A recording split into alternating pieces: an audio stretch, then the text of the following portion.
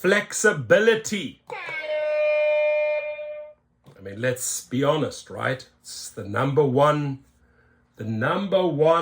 perk of this gig job is flexibility. I can get in my car when I like and where I like, right? I'm flexible. I can get up at 4 a.m. if I want. But is this really the biggest perk, flexibility? This article says the biggest perk of gig work might also be its downfall. Is flexibility its downfall? Let's find out. So many gig drivers lured by the flexibility of gig work say the flexibility of their job is often limited. Drivers for Uber and Lyft who rely on the income often find they must drive during high demand periods. Some drivers say the best rides in the area are at 5 a.m. or 9 p.m. Many drivers for Uber and Lyft and other rideshare and delivery apps say they value the flexibility of gig work over any other component, but that flexibility can be limited. Drivers often need to work early mornings or late nights to get more profitable rides. And I really agree with that statement. I think if you go back 5-6 years ago, we truly had flexibility. And we had the flexibility because we were earning pretty decent, and then we could determine our hours. Now, with the way things are, with the ultra high take rate, you are literally being forced to work around the clock. So is that flexibility still there? It's a valid question, right? So some gig drivers have recently told Business Insider that because they rely on driving for most or all of their income, deciding when to drive is less of a choice. For instance, Starla, 27, is a single parent who sometimes has to drive 16 hours a day for Uber Eats to provide for her 8-year-old in Jacksonville, Florida. She sometimes drives overnight shifts or late nights on weekends to make ends meet. Where's the flexibility there, Darryl Koshashawi? For some drivers, the best rides in the area are at 5 a.m. or 9 p.m., while other drivers may say midday is most optimal. For drivers with disabilities, single parents, veterans, and others making enough money to pay bills requires sacrificing family time or other life events. Where's the flexibility there? The company's main selling point is their flexibility. Turn your app on whenever you want to make some money. Sergio Avidian, senior contributor of the Rideshare Guy, told Business Insider. That caveat in that is making some money. Many part-time drivers have previously told Business Insider they value gig driving for the ease with which they could supplement their core income. Some drivers only put in 10 to 20 hours a week at their leisure, whether it's after work or on weekends. Some can pull in a few $100s a week to supplement their main income. I think the part-timers still do appreciate the flexibility aspect, Avidian said. If you're a soccer mom, you drop your kids off at school, you could do rideshare for a couple of hours before you pick them up. But are you going to be profitable? Or are you just wearing your car out or basically falling into the trap of flexibility? Super valid question. Well done, Sergio. Lyft announced in February it would guarantee weekly earnings for drivers at 70% or more of what riders paid after taking into account external fees such as local taxes. Lyft noted that the typical US driver earned about $23 per engaged hour, or hours spent picking up or dropping off customers after expenses. Lyft said about 15% of drivers earn less than 70% or more of their weekly rider payments. And Risha, we know that that statement is bullshit. I'm sorry. Uber hasn't announced specific policies like this, though. The typical US driver earned about $33 per engaged hour before driving expenses per an announcement in November. Flexibility can be an illusion. But for the minority of drivers who drive full-time, many of whom work a 9-to-5 job, flexibility may be an illusion, said Lindsay Cameron, an assistant professor of management at the Wharton School who studies algorithms and big economy. Drivers talk about how they're having to work more hours to earn the same amount of money, not actually having that schedule flexibility. In actuality, for those economically dependent on this work, like to make your child support payments, you've got to go when there's high demand times. Schedule flexibility at times can be a myth when you're economically dependent on that work. Very true.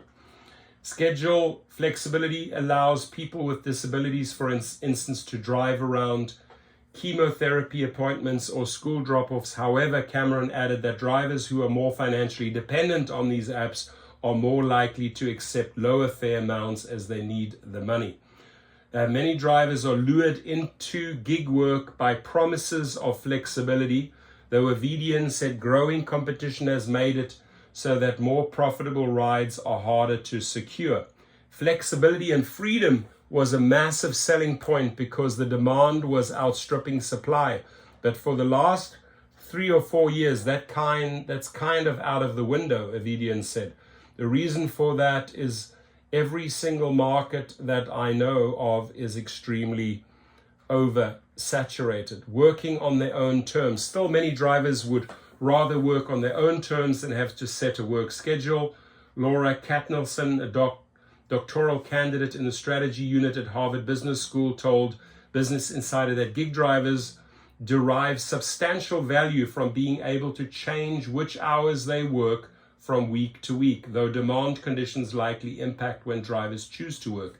In her paper, Being the Boss, Gig Workers' Value of Flexible Work, she and her colleague Felix Oberholzer found that when the average Doordash driver is forced to work exclusively in their most frequently driven blocks of time, hourly earnings are cut by 11%. Given this arrangement, over 2/3 would be projected to drop out.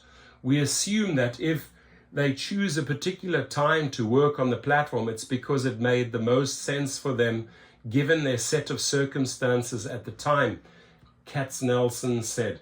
However, it may very well be that certain drivers would prefer a world in which they could work a 9-to-5 job with employee benefits that pay enough for them to get by. On the other hand, there are likely other subset of drivers who are well served by the current Doordash model because they use it to flexibly supplement their income.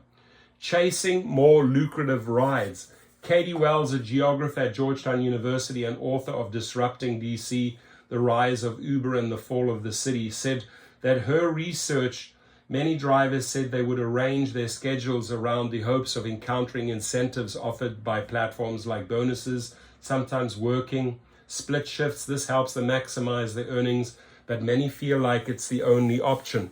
Some drivers told her they would work 16-hour overnight shifts on weekends to find higher paying, better tipped rides. She said one driver worked from 7 a.m. to 10 a.m., then from 4 p.m. to 10 p.m. because he could only make a profit during these periods. He was free to choose his schedule, Wells said, but driving whenever he pleased would mean fewer profitable rides. The flexibility of the gig economy is a mirage and quite a costly one, Wells said. Uber and its peers appeal to workers with oodles of promises that workers can hold the power to control their work hours. However, the reality for too many workers in too many cities for more than a decade is far from that ideal. Many gig workers end up working much longer hours than they hope, trying to eke out decent earnings. For Avidian, who also drives part-time, driving during peak hours often doesn't equate to higher earnings. Avidian estimated his utilization rate is 50%, meaning for every hour online, he only gives rides for half an hour. He estimates that for a Saturday driving 10 a.m. to 6 p.m. in Los Angeles, his gross earnings are $21 an hour before expenses. If you work between 10 a.m. and 2 p.m., there's no flexibility because everybody's already at school, at work. There's no trips out there and you're just going to sit there, Avidian said. In order for you to maximize your earnings, you have to work when and where there is demand. What kind of flexibility is that if I turn my app on at 2 a.m.? Do you think I'm going to make some money? I don't think so. So are you a ride-hailing driver who's struggling to pay bills? Email him at SHEID lower at businessinsider.com. There it is. Check it out. Go to this, right? So great work by Sergio Vidian. Good friend. I like this because people are always hyping, oh, flexibility. Oh, I have all the flexibility. Today, let's be honest. Today, 2024. 2024. Do we have that flexibility? Right? Answer me this. Yeah. Yes, or what's the other option? Yes, or no. You decide. Right? Do we still have that flexibility? I would love to hear back from you. Your feedback is important. Muy importante. Flexibility still there? Yes. Flexibility no longer there? No. Your comments, please.